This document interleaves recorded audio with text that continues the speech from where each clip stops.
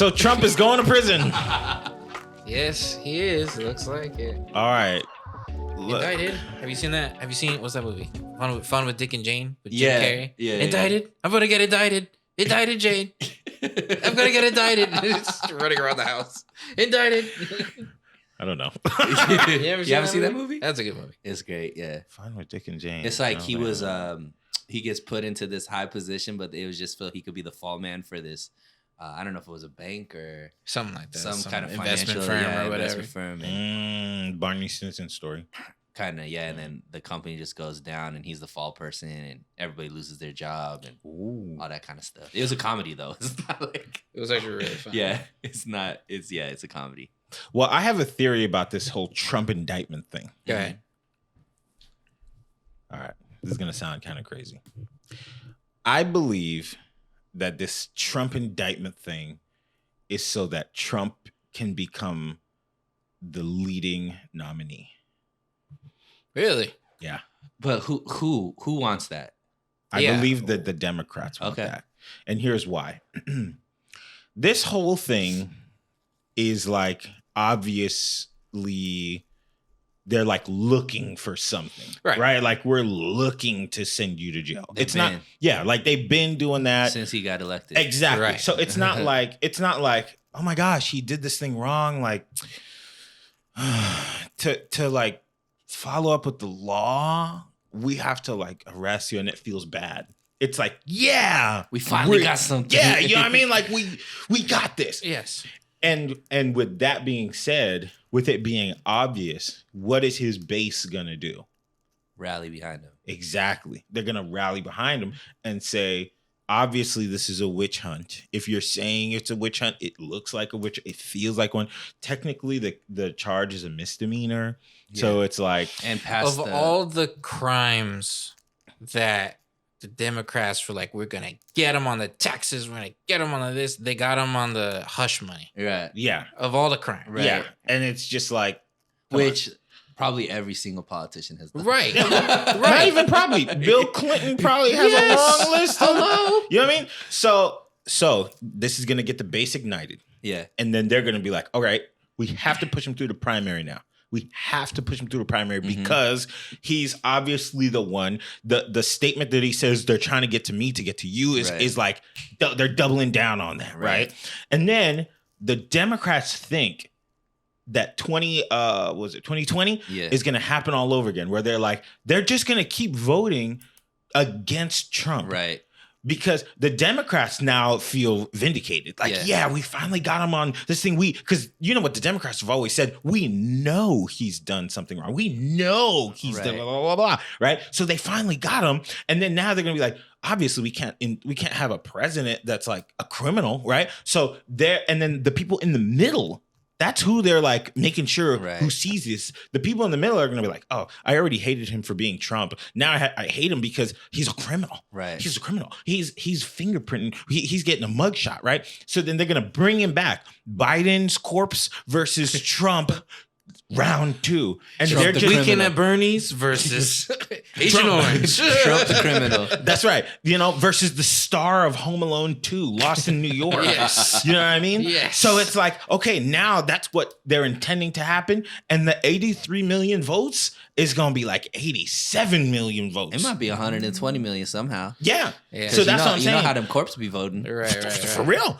So that's what I'm saying. I think that the Democrats know, like, all we need is one indictment. It's the first one in history on this president that we've been telling you is corrupt. Yeah. He's unlike anybody else. And then his base is going to go, okay, all 72 million of us are going to go out there. We're going to vote for him. We're going to make sure that he's the one.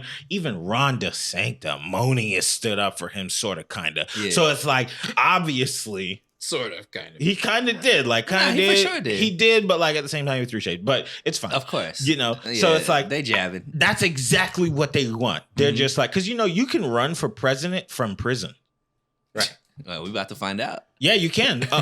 Joe Exotic said that he's running for president. Yeah. You know what I'm saying? So like, you can run for president from prison. So Yep. now the base is ignited. The Democrats are lit, and the Yeah. people in the middle are floating towards the Democrat side Right. because they're like, oh, clearly he's or corrupt. just won't vote. Right. I But they think won't there's a vote. lot. Even I better. think this could be one of the lowest turnout elections if it is Could be. Trump versus Biden. Because I think most people are just disengaged. I don't think there's a huge population that's like Biden's been doing an amazing job, like all this kind of stuff. Mhm. There's all this low key, all this stuff that's happening with The India, US Russia. dollar. Yeah, India just said they're off the US dollar. They're going to be now using their rupee, which is wild. They're making a coalition with Russia, China, and Venezuela, and all this kind of stuff. And we're over here talking about Trump. Trump gave some hush money to a former exotic dancer, porn star, or whatever. But I do agree with you. This is clearly like political. Like this is just a political stunt. And in actuality, like, all right, is it a crime? If it's a crime, it's a crime. You should do the time. But my thing is, what is the precedent we're about to set? And I'm okay with the precedent to set, because at the end of the day, all these politicians have been above the law for so long. Yeah.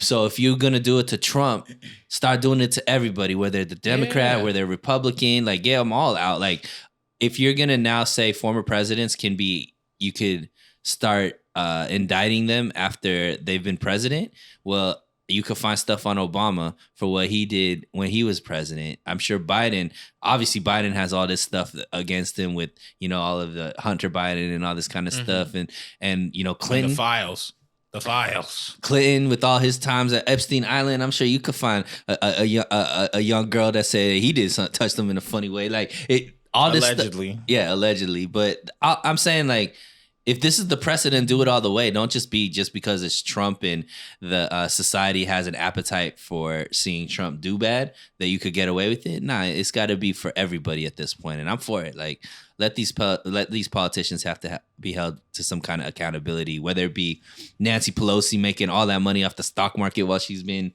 a politician, or Newsom being able to keep his winery open but shut down everybody else's winery and tell everybody you can't go nowhere, but I'm gonna eat at this restaurant with no masks indoors and all this kind of stuff. Like, get them on all that hypocrisy. Let's go to the US dollar thing real quick. Okay. What does that mean to y'all? Are y'all scared as hell? Because people be sending it to me and it's like, I'm about to block y'all. It's worrisome. Yeah. I mean, why it's worrisome is the US isn't gonna allow for it to happen. Yeah. So what does the U.S. do when it's time for, like, so a lot of people think some of the wars that we've gotten into has been because of the countries that we ended up going to war with or in war at were going to come off of the U.S. dollar.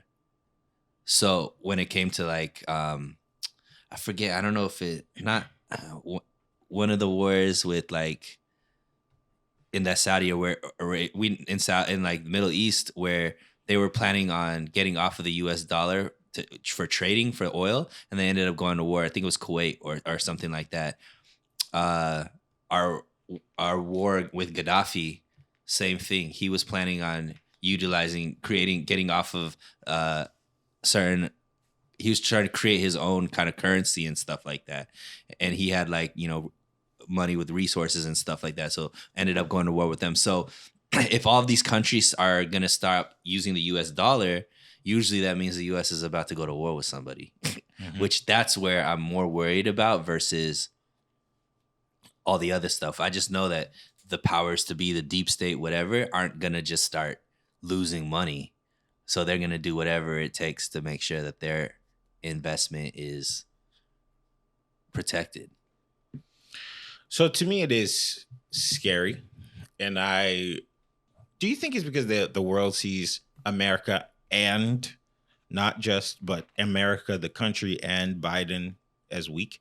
I mean, I don't think Biden helps, but I think this was already on a path to get there, right? I think America as a society has if you're in the outside of the US and you see the arguments that us as Americans are having amongst each other, it sounds crazy. Yeah. We're trying to debate if men could have babies. I like how he cut off of himself. It was on you. It was on him. It was on him. I was like, let me shut away from my camera. You know what I mean? Like So we're that's the major debate in the U.S. We just are indicted a former president for paying off a stripper. Money. Yeah, paying off a porn star. This is American breaking news if you're sitting in India. Like, what's going on in India? National Trans Awareness Day. You know what my people in India are thinking right now? What the hell going on in America right now? This doesn't seem like a very good investment when this is what they're talking about, right? India is trying to minimize their poverty, trying to get homelessness off the streets. They're trying to go from where millions of people are living on the street to getting people housed and all this healthcare and all this kind of stuff. The opposite's happening in the U.S., right? You walk across the streets of L.A. and it's homelessness, and it feels like India sometimes, like looking when you're walking down the streets and the smells and stuff like that. It like takes me back to walking down the streets in India sometimes. And it's just like, yeah, to think that the status of the U.S. amongst the foreign countries is the same that it was 20 years ago, 30 years ago, whatever it is. And it's not, I don't think you could blame it on one president. Obviously, whatever political side you're on, you'll be like, well, it started with Trump. And if you're a Republican, you're going to be like, Biden's weak and, he can't even walk up the stairs. Like, he's falling up the stairs. Like, how do you even fall up the stairs? No, but that does happen, though. You do be falling up the stairs. That do be happening. It do be happening. Like, we can't just sit here and act like Big Biden don't be falling up the stairs. Right. Yeah, so, I mean, I think it's definitely a thing. Also, I think other countries are starting to realize that what's the benefit of partnering with the U.S. nowadays? Like, but it's supposed to be backed by the U.S. economy. So we're supposed to be known for having this thriving economy, which they're saying currently is not as in bad shape as we. Who's they? Well, if you look at this, if you look at the Dow. Yeah. Or you look at the S&P 500, it's not in the place that the mainstream news tells you it is. It's like mainly the tech sector, digital media sector, which you would imagine digital media is going to fail after Trump is no longer president, right? Like that was a big boom for that industry, but now people are disengaged with the story, so it kind of just goes down. But tech, the bubble is bursting. You know what I mean? So it's like, those spots right now are blowing up and they take 20% of the economy, but the rest of the economy is doing pretty good. Like the blue collar jobs are doing fine. There's still more jobs available than there are people to work them. So it's supposed to be backed by the strength and the power of the American people and the American economy. Mm-hmm. So if the economy is not doing so poorly, and the stock market is still at over 30,000, it has to be something else. It can't just be because we're talking about trans people. It can't just be because we don't have amazing infrastructure everywhere. Like there is amazing infrastructure in a lot of the country, but ultimately it can't just be because of those little things, because we're still, despite China being behind us, the number one economy in the world. Yeah, but you don't make this decision based off of what you think is happening right now. Yeah. You make the decision in foresight of like what's going to happen in the next 10 years, 20 years. So these countries are looking at America and seeing how America. So I think it's more how America's solving their problems by printing more money, right? Eventually you gotta pay the bill. Mm-hmm. You know what I mean? And so if I'm an outside country looking at, okay, well, how are they solving all their problems? Spend more, print more money. And the printing of the money is borrowing. Yeah. It's borrowing. China owns most of our debt. Yep. And it also increases inflation. Yeah. So, which we're supposed to be fighting. Yeah. And so if you're looking, and inflation, what does inflation do? It devalues the power of your currency. So if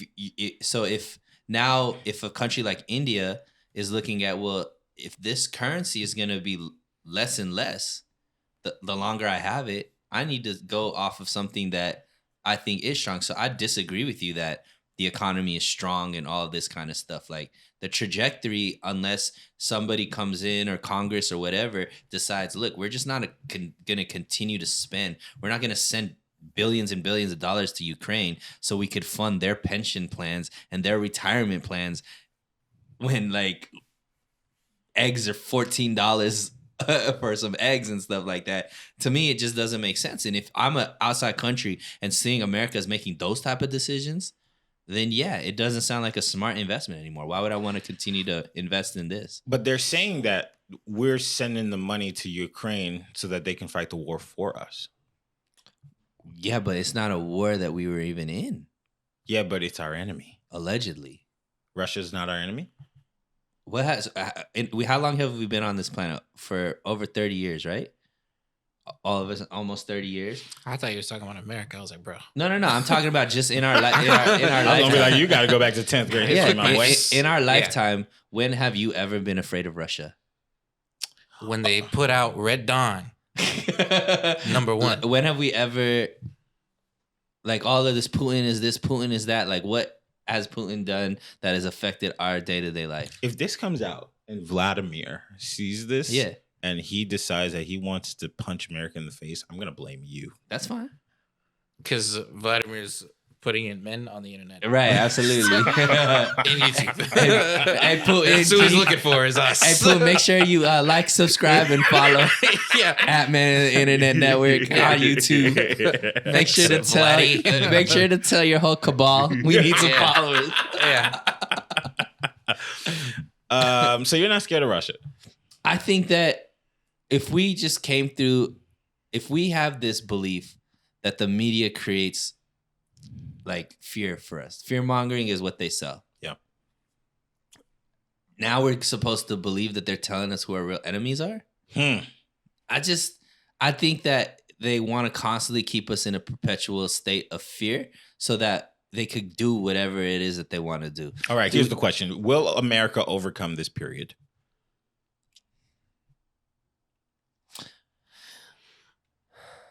I don't know. Because we still trying to figure out if men can have babies. You're really hooked on it. I'm saying that. I'm saying that's the that, one headline you. Well, I'm saying that as what our conversations in the country are, and what I mean by that is like we get so caught up in stuff that's just like we're trying to redefine words and redefine this and redefine that. It's hard to think that we're ever going to agree. If we can't agree on can men have babies or not, how are we going to agree on enough to be able to? I think there's more other issues than that, though. There's Roe v. Wade that have essentially got reversed. Sure. Right? There's a bunch of shootings in this country, which is also a huge topic. You know what I mean? 1,000%. What I'm saying is, so for you to just harp on can men have babies thing. I'm not saying you know it for I mean? that, but I'm saying if we can't agree on something as simple as that, how are we going to agree on anything else? Well, that's what I'm trying to say. That's where America's at. Is like we're so split as a society that something that is so basic, we've created into a huge thing. I agree with you. It's not the biggest thing that we should be doing. I keep coming back to it because to me that is that shows where America's mind is at as far as how we're going to solve solutions. So when you ask a question, can we get over this? I don't know if we could get on the same page as a society when we can't even agree on something so simple. How do we agree on Roe versus Wade? How do we figure out how to solve, the violence with guns and things like that when we can't even get on the same page of something that I don't even understand how we having this argument. So that's where I'm doing. Not that that's like I'm harping on it. Yeah, no, you're just saying right. The foundational things about what we're talking about, we can't even get on the same page. Exactly. Right? But here's the thing. Here's a question. How much of this is the internet and how much of it is what we're really talking about in real life? Because I do believe that the loudest people are the ones you hear the most. Sure. But like on average, most Americans probably fall around the same plane. I don't know. You see it in the schools? Like I don't know. I don't know. I don't know if we're the right people because none of us are like really that engaged in the type of stuff, but it could be. Once again, it's the media. We're getting it from the media, and we know that the media is there to sell. And you talked about it. If it bleeds, it leads. So how much controversy can we create? Could be, but I mean, you have the president talking about it. So it's not like it's just Twitter people. It's like the president of the United States is talking about. You know what America needs? What? A real common enemy. That's the fear. That I don't know. I don't think that's what we need. Because what common enemy? That a tragedy. That means a common enemy has made us lose all of our privacy with the Patriot Act. A common enemy is how the government gets more power. I don't know if that's what we need. We need the people to unite. How do we get the people to unite? But what if the common enemy lies amongst us? What do you mean? What if it's your own people? Explain. The government themselves. Yeah. I would love that. I would love that. You know what I mean? Like, what if the people turn around and say, yo, look, years ago, you told us we need to have guns to protect ourselves from the enemy, which might end up being the government. But what if guns are not the thing that's going to protect us anymore from the government? What if it's a war of ideas? Yeah. And we just have to turn around and say, hey, look, we're not going to play this game with y'all anymore. This is what the people need. And it has to be on a foundational, realistic sense. That's what France is doing right now. What's France doing? They're protesting. They're protesting their own government for they like stop the trash. What do you call it? Like the waste management people stop working. Everything. Everybody stop. Postal people. All kinds of stuff. And if France is doing it, and you know the French don't do nothing. If France, that's literally what they're doing. Nothing. They stopped. The stuff they were doing, no more. If you don't, like, there's two countries on earth that don't do nothing: the French and the Swiss. yeah. Okay. They don't do nothing, and if they're doing that against their government, we might have to turn around. Like, before I finish that statement, nobody go out there in January 6th nothing. That's not what I'm talking No, about. don't do that. I'm just saying, stay at home for a bit. But I think you're right. I mean, at the end of the day, the common enemy needs to be. What's the debate is should the how much power should the government have? There's one half of population that doesn't think the government should have that much power. It should be more about the people, and people should have the rights to, do whatever it is.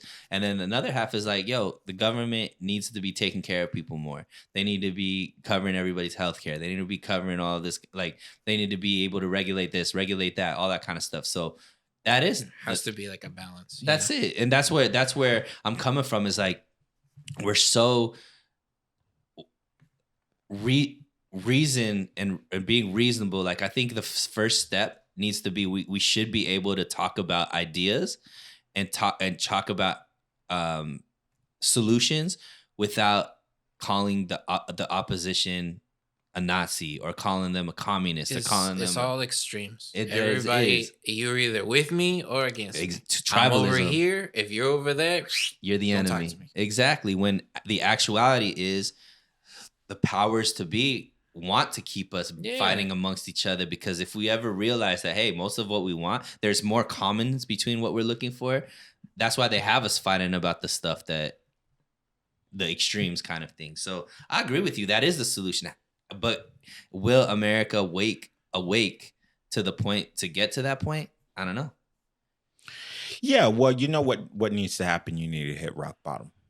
Mm-hmm. Like, whenever a drug addict hits rock bottom and then everything they realize what they've done to themselves, that's when they say, I'm getting this one moment to change everything right now. Right. And America needs to hit rock bottom. So what would be rock bottom for America, though? Well, it depends on what you believe in. So number one, it could be in high income and high spend states like California, New York, parts of Texas, whatever. The fall of capitalism and the restart of it all, because people are not able to buy houses as easily. There are people who are out there who make $250,000 a year and they could save as much as they want, and they cannot purchase homes in the area that they live in and have their mortgage be 25%. Right. And it's like, how's that going to work? Right. How is that going to work? So certain things just need to fall and restart. We've seen the tech bubble burst multiple times and then restart over again. And then it all comes back, so that may be it. Or if you're talking about Roe versus Wade, there may just be parts of the United States where you say, look, each state has their own rights. That's how this whole thing was built. So if you don't like that Roe versus Wade was repealed, you might have to go to a place where you find your people. Like you said, you need to move away to go find your people. Right. Some people just need to like say, look, I'm going to this state because those are the people who have the same ideals and same values that we have. You don't always have to run to a different country, but that may just be the thing. You have to restart that thing for you.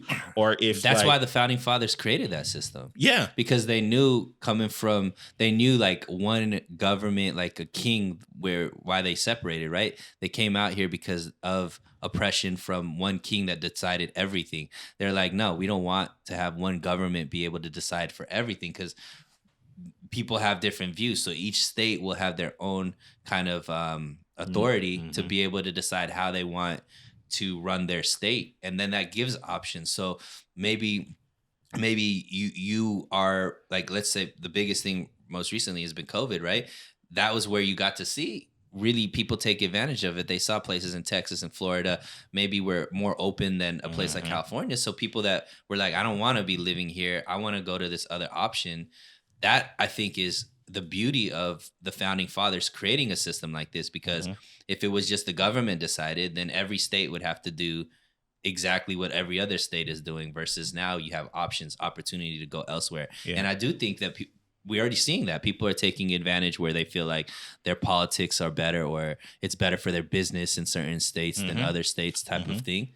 I think another thing, Kelby, along the lines that you're talking about is now that maybe some of the movements are not attacking, but affecting kids.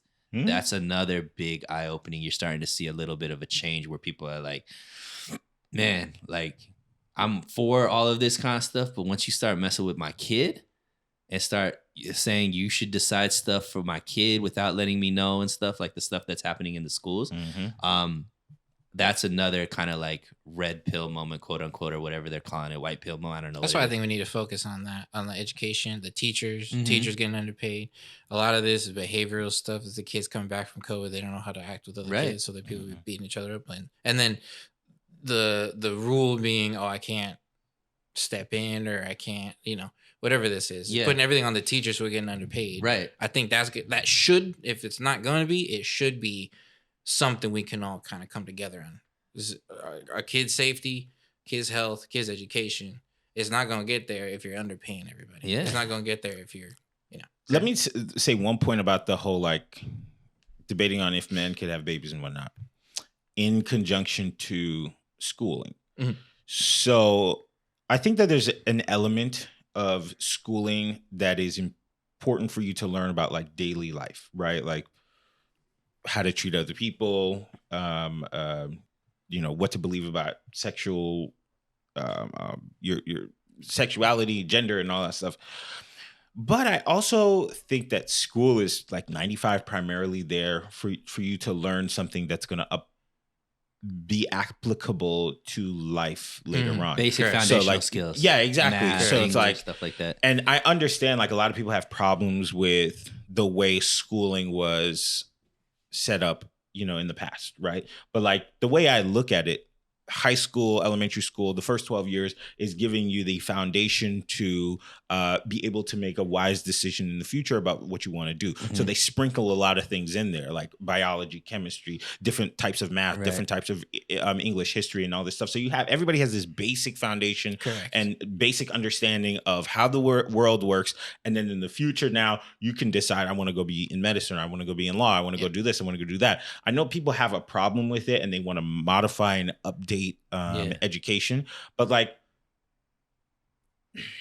there's a piece of me that says a lot of that like non-governmental, like theory-based stuff should just be kept for like later on. Like if you want to go learn about that, you have to spend your own money to do it. But like realistically, what America needs is like really smart people that can combat like poor technology or can combat against other countries, and how critical thinking. Like when I really think about it, I know a lot of people that don't know how to read properly.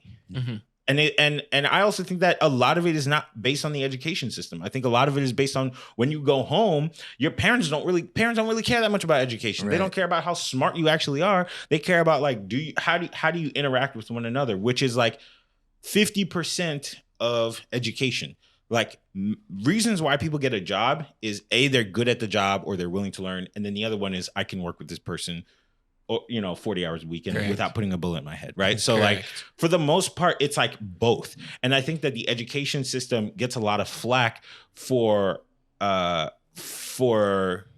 what they're offering to the students, but also students are not really taking it in. Yeah. They're taking it's a vicious cycle because it's not just that, it's also the socioeconomic of it. Yeah. There's going to be parents who, it's not that I don't care what you're learning in school, it's that I have to work 2 jobs just to put a meal in front of you, so I can't pay attention to you as much as a person in a middle class or a higher class can pay attention to you. And unfortunately, then, the middle and higher, some of the stuff that you're talking about, those are the districts and the communities that need the most resources. But the way that the system is set up right now with how tax money, they have the least resources, and they don't have all the time. And we're generalizing, but obviously it's not for everybody, but sometimes it is unfortunate that they don't have as much of the family backing, not because they're not great parents. They're just trying to survive. To catch up. That's why sometimes I used to disagree with it, but sometimes I do feel like maybe parts of capitalism need to fail and restart, like restart from like the middle, so that it can, some people could take advantage of it. And here's what I mean by that, because I don't want people to think I'm a socialist or anything like that. But what I'm saying is, if you look at 2008, there's a lot of people who lost their homes. There's a lot of people who lost their business in there, but it's actually one of the times where the most millionaires and or multimillionaires were created. And it's because, hey, I'm prepared for the situation for when things fall. Right. I can buy real estate at 20%. Correct. Like it's that kind of stuff where it's like, if you're our age and you're like, oh, I want to buy a house or something like that, the best thing that could happen to us is have a pile of cash and a pretty decent job, let the economy crash, and then you just go buy a house, right? Take advantage. Yeah, take advantage of it. So it's like there's parts of it that I wish that like I kind of hope that this bubble bursts just a little tiny bit and then I don't get affected by it. But right. And that then, dodges me. Yeah, but like too bad for everybody else. But like, and I hope that doesn't happen, knock on wood. But like there's pieces of it that it's just like there are those people who need help with their kids. And that's like one of the reasons why none of us have any kids. Because we know like, oh, I don't want to be a part of that. Right. Where I like can't take care of my children. I can't like really give them the resources to be successful in this life because I'm still trying to be successful in life. I'm still trying to take advantage of this whole thing. So it's like parts of me is in that wave, but I'm also scared about the lack of care of education. If you look at what the other countries are thinking about, we as Americans, as a kid, I remember being in the America that like you would meet people online and they're from like Europe or whatever. And they're like, oh my gosh, I wish I lived in the United States. It was that kind of thing. Now they're like, don't y'all have racism over there? Right. Don't y'all got guns and shootings and school this and mass and that and all this? And it's like your money's not worth nothing. I remember when I went to Europe in 2000, I had $100 with me. I came back with 50. I had so much. I bought so much stuff. Right. Now you go to the United Kingdom with $100, you coming back with debt. Well, they're not doing too well either. So I don't know if that's the best. That's the best analogy, but it's true. Comparison. That's what I'm saying. Like comparatively. I mean, yeah, no, they're like worse off than us. But shout out to them. Man. Shout out to them. But yeah, I agree, and I think that goes back to kind of what I was talking about with Chris. It's not so much about men have babies. It's like we can't get on the same page about what we need to focus on. Right. So it's so hard, and it goes back to your question: is there a solution? There is a solution. Can we get there? I don't know, because we can't, like you said, reading comprehension. So many times you see Twitter fights happen because people aren't actually understanding what was written. Facts. They put their own kind of projections into a statement, and then all of a sudden it just escalates into something where it's like, dude, that's not what was said. Yeah. It's like that what I said isn't what you heard. It's a very frustrating thing. Yeah, and that kind of is where it comes down to. One, it could be, okay, the first problem is you're right. People aren't necessarily, comprehension isn't where it needs to be as a country. Then on top of that, when you put lack of comprehension to lack of patience, to actually sit down and have a conversation about it so I could clarify what I'm trying to say, that's not there because we're all emotionally triggered. And now all of a sudden it's just about let me hurt you versus let's come to a solution. That's where it's like, well, how do we, there's so many things we have to fix before we can even get to the place to have a proper conversation, you know? Like, for example, right now, Chris may have thought that I was bringing up that man thing for a certain reason. Luckily, he gave me the opportunity to clarify it so he knows that's not what we're saying. If it wasn't just Chris and I, we have a good relationship, all that kind of, that wouldn't have happened. You would have just been like, you a bigot, you like this, like, all that kind of stuff. Yeah. And now all of a sudden I have to start defending myself from being this and you'd have to punch him in the face. Yeah, exactly. Drop kick him and tap him up. Tap him up. Yeah. You got Stone Cold Stun. Stone Cold Stun. Yeah, I know the move. Stunner. But it's fine. It's cool. Like you really tried. You can do it soft AR. Hard ER. Make sure you put that soft A, not the hard ER. Yeah. The point is, I tried, and I tried to get the wrestling move. But that's like what it needs to be. Like give people the opportunity to explain themselves, and even when they explain themselves, they could be off. You could be like, bro, yeah, I'm giving you opportunity. You still sound hella racist. You still sound hella bigoted, right? But let me try to give you the opportunity to have a safe space to at least get your full thought out before I'm jumping down your throat talking about this is what you said, this is what you mean, all that kind of stuff. And not only that, I personally think it's okay to have a differing opinion.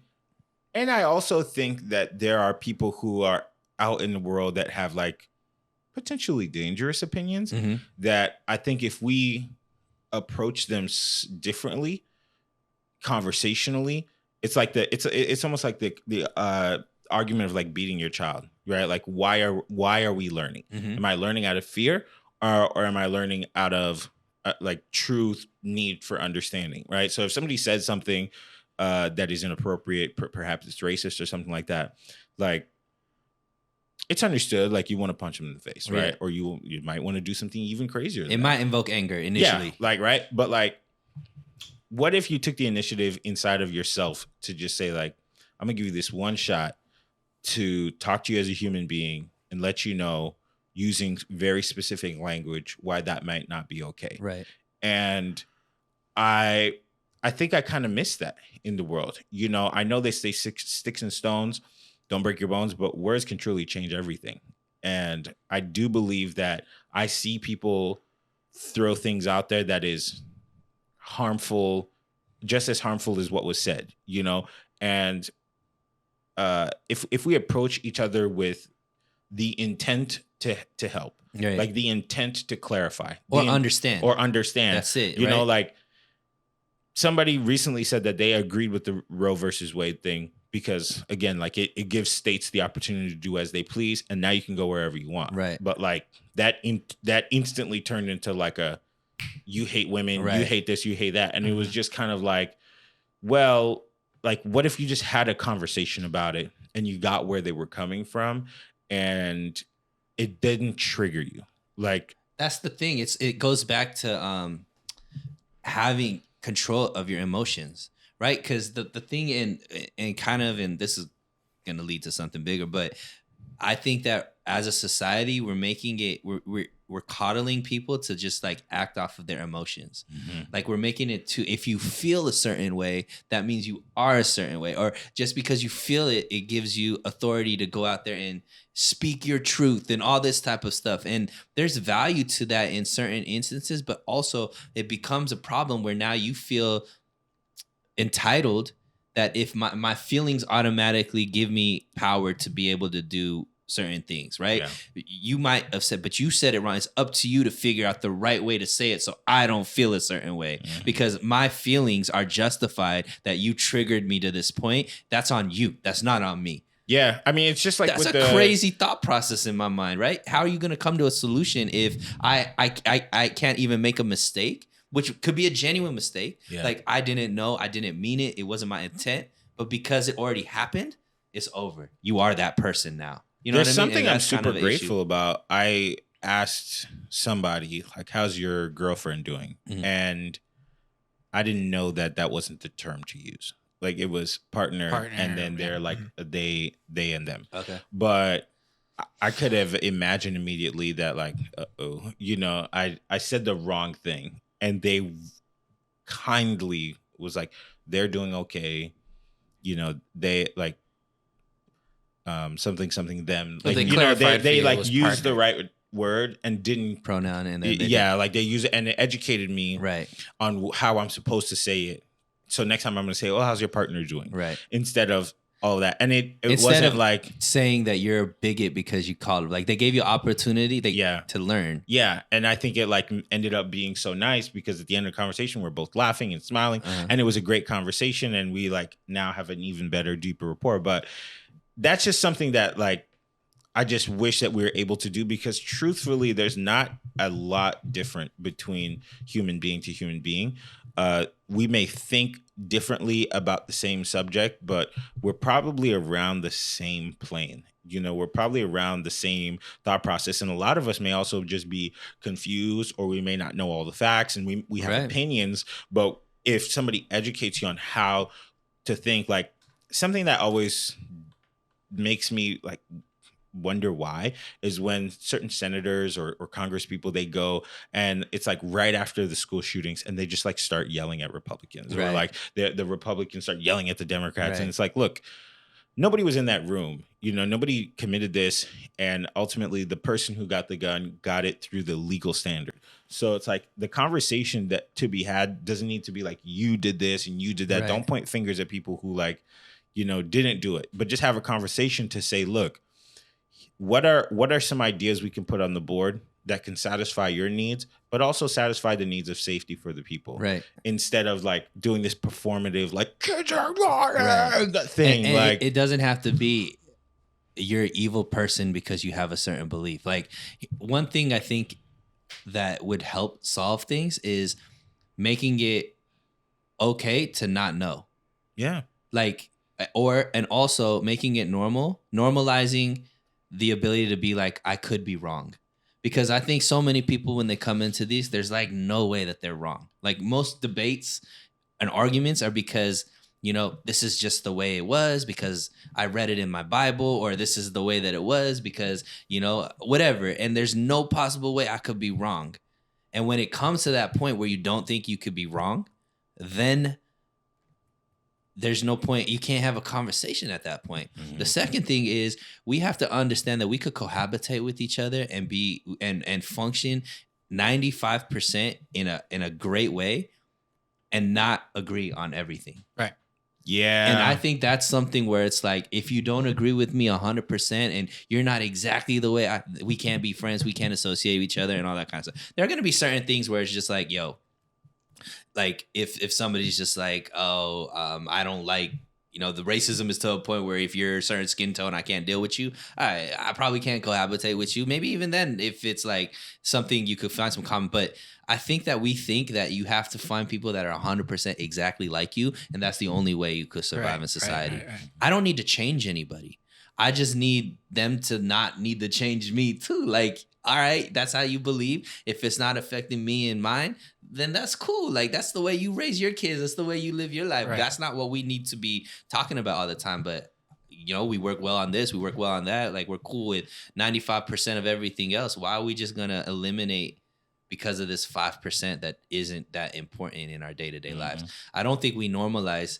I think we feel like we got to only surround ourselves with people that are 100% like us. And that's impossible. Yeah. And it's sickening because it leads to depression and anxiety and all that stuff. Before we wrap this conversation up, I wanted to bring up a point that I heard, and it's something I find interesting. So maybe a year ago, we had asked people, what's the last great year that you remember? And one of the big answers was 2009. But if you go back one generation before us, or like a pseudo generation before us, their answer is 1998. Mm-hmm. And then if you ask kids who are like just transitioning into adults, they're going to say, do you know what might be their last great year? No. It's between 2016 and 2018. Mm-hmm.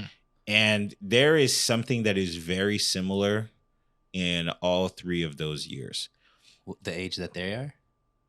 Say it again. Would it be the age that they are in those years kind of thing? Not exactly, actually. It's like more what's going on in the country. Oh, okay. So they're saying that in 1998, we are 30 years removed from the latest great, huge war, which was the Vietnam War. Okay. The economy was thriving under Bill Clinton. Everybody's making money. People have health care. Everybody's like doing fine. And there was a lot of good music that came out. And Juvenile, right? And then like ultimately the economy was in a good, stable place that people truly believed in the patriotism of the country. And then in 2009, it was somewhat similar, but with less timing. Mm-hmm. We are not like closely paying attention to what happened in September 11th anymore. Like Bin Laden dies, all of that. Or was it Bin Laden or Saddam Hussein? I think Bin Laden died in 2000. Saddam Hussein. Saddam died before Bin Laden, I think. But Bin Laden was like 2009, 2010, something like that. Okay. And then like more, it was like the change of society where smartphones was starting to come. Music is good. People have a little bit of money in their pocket because we're on the upswing from 2008. It takes several years to get to that point, but from like 2006 through 2008, then 2009, it's like, okay, we're not in the best possible place, but like people are optimistic about the future. Then 2018 comes around. And 2018 is a year for a lot of people that like really started being an economically friendly year. Like the country is doing well, despite the fact that Donald Trump is president. A lot of people like don't really like him, but financially people are fine. So they have the ability to complain, and like it's like falling on deaf ears. Like people are complaining like, oh, we hate him. But like for the most part, look, man, I have a good job. I have money in my pocket, and in certain arenas, like good music is coming out. Right. So I do think that the main difference between those 3 years is the amount of time between the wars. 1998, 30 years, 2009, like 8 years. Mm-hmm. 2018, there wasn't another big war, but there was the fear that we're going to go to war with North Korea and Russia and all this stuff. And it was only a 4-year removal from that, from even less than that, really 2 years when Obama was president. So the fear of war is the thing that triggers people. Fear of war and lack of money is what makes people really most afraid. So to answer the question that I asked you, I think we can overcome that if we do find a leader that can bring us to those spaces where we say, look, we're not going to war purposefully unless we have to. Mm-hmm. And we're going to focus on this economy. We're going to make sure that everybody can be gainfully employed. And the word gainful is important. And we're also going to incentivize people to make good music. Yeah, Drake. Yeah, Kendrick. Yeah, Cole. We need all you guys to come out with a dope album at the same time. Society needs it. Start with the American rappers first. Yeah, Kendrick. Yeah, Cole. Yeah, Drake. We'll see you guys next time. Oh, Drake was Canadian. Yeah, I said first. Like start. I said. Oh, he's after. Yeah, okay, like he's in order. Yeah. And you put him in order of greatness too. Okay. Appreciate you. Yeah. Goodbye, everybody. Laters. Thanks for listening. If you like what you saw, please make sure to subscribe to us on Instagram at MOI Podcast. And please check us out on our YouTube channel by searching Men on the Internet Network.